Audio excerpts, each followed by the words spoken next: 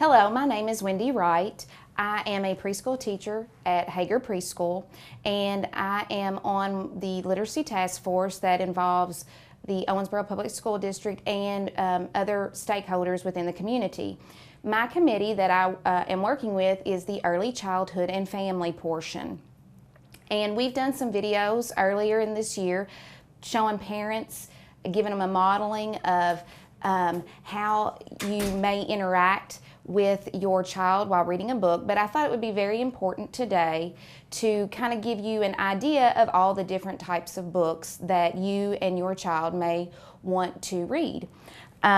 We have several different books here. We have some books that are, your photograph of real animals, items that they would see around in the community or in their home. I have a book here that is more of the nursery rhyme. This is always a favorite no matter what the age is. It's the touch and feel. And then this is also a classic book, Brown Bear, What Do You See?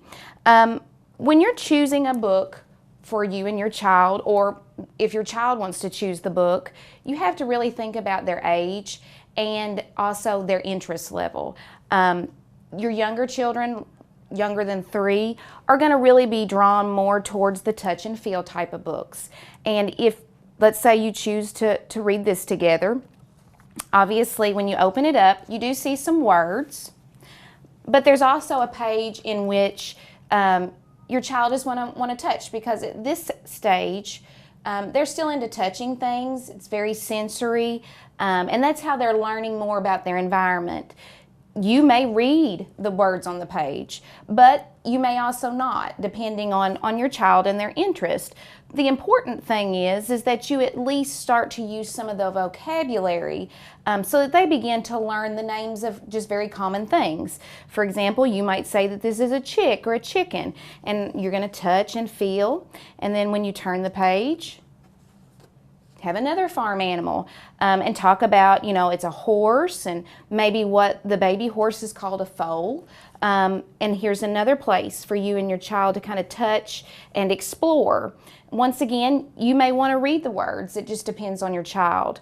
And like I said, these are very popular no matter the age, but especially in the younger kids who are less than, younger than 3 years old, because they're still really into touching everything.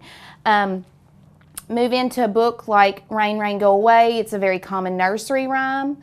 And as you see, there's only a couple of words on each page, and that's okay.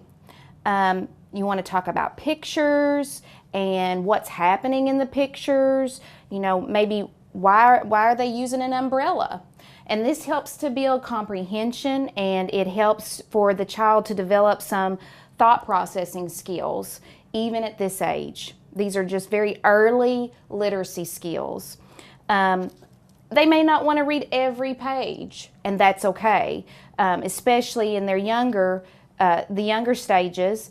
You may just talk about the pictures, and that, once again, that's building comprehension. It's building early literacy skills, believe it or not, at this stage.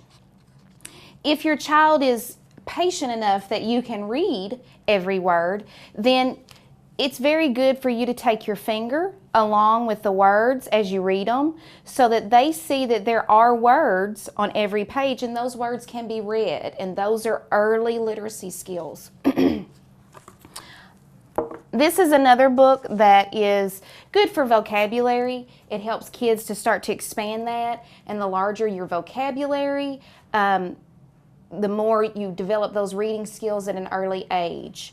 They may understand that, yes, that's an apple, but then you get into more deeper, bigger vocabulary like a rake and a spade. But there's a little bit of everything. Usually the boys really like the farm machine pages. You talk about, the name of every one of these items. And once again, they may not want to look at every page. They may have favorite pages, and that's okay.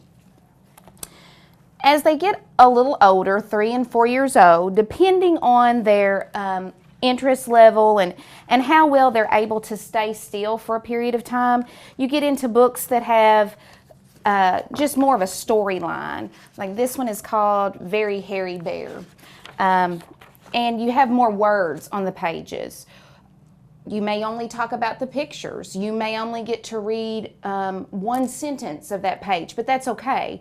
When you are talking about these pictures, you're developing that comprehension and those thinking skills that these kids need at this age. It's very critical to be able to develop those reading skills later on in the elementary years. And like I said, you may not even finish the whole book. That's okay. This one is a little farther along. It's going to have more words on the pages. There's going to be more pages. So it's got deeper storyline, a little more to it. Some kids will sit through this whole book. Splat the Cat, it's a very popular book. Good Night, Sleep Tight. You might talk about their experience at nighttime when they go to bed, or I think in this one they're going camping, and so you might talk about, you know, what would it be like to go camping? Have them kind of predict what they think is going to happen next. These are all, once again, very important skills in developing those early reading skills prior to elementary school. The most important thing is that you're reading with your child.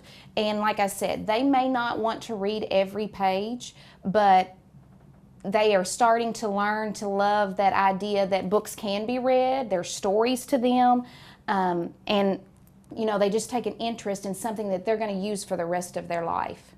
There's a lot of ways to access these types of books. You do not have to have money and go purchase books at a bookstore or Walmart. The Davis County Public Library has a wonderful children's section in the upstairs level, and it's going to have these variety of books, whether it's touch and feel, whether it's bigger books that have more words, like the ones here that I showed you.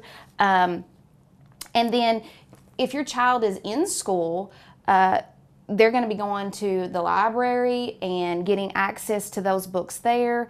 And I know even places like at one point in time, different fast food restaurants were putting in children's books within their kids' meals. And those are all, you know, as long as you're reading a book, and many times it's books that are quality books, it's just put out through them. Sometimes here at Preschool, we send home books on a weekly or bi-weekly basis so that parents have an opportunity to sit down and read with their child. If you are a part of the Dolly Parton Imagination Library, you are getting books sent to your home, I think it's once a month, and some of these same books are what's been sent home through that program. And then there'll be other books, and they're all wonderful books to share with your child. The most important part is that you are beginning to share with your child how, you know, the reading process, and to develop that love of reading.